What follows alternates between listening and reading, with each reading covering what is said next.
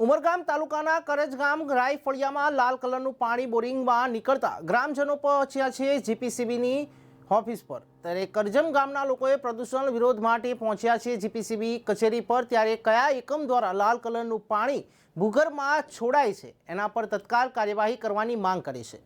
ગ્રામજનો તત્કાલ કાર્યવાહી લાવવા જીપીસીબી કચેરી બેસી ગયા છે। ત્યારે જીપીસીબી પોતાની મનમાની કર્યા હોવાનું ગ્રામજનોનો આક્ષેપ છે। જીપીસીબી કચેરી ખાતે સૂત્રોચ્ચાર કરી જીપીસીબીનો વિરોધ કરાયો છે। ત્યારે ગુજરાત પ્રદૂષણ નિયંત્રણ બોર્ડના અધિકારીઓ સરીગામ ઇન્ડસ્ટ્રીઝ એસોસિએશનના ઇશારે ચાલતા હોવાનો આક્ષેપ કર્યો છે। પ્રદૂષિત લાલ કલરનું પાણી લઈને ગ્રામજનો જીપીસીબીના કચેરીએ પહોંચ્યા છે।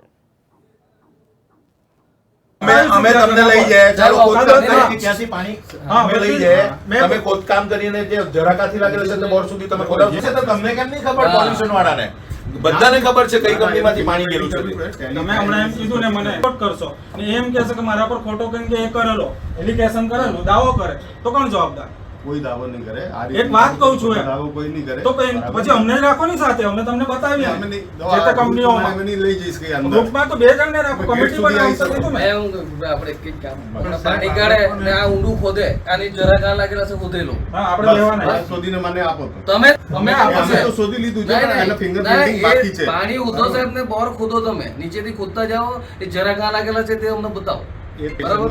આપણે તા હું ત્યાંથી ઉઠવાનું ટીમ બોલાવો તમારી ઉપર વાત કરો તમે કે ભાઈ અહીંયા ચઢાડતો પ્રશ્ન છે સાહેબ પાણી વગર કેવી રીતે જીવવાનું?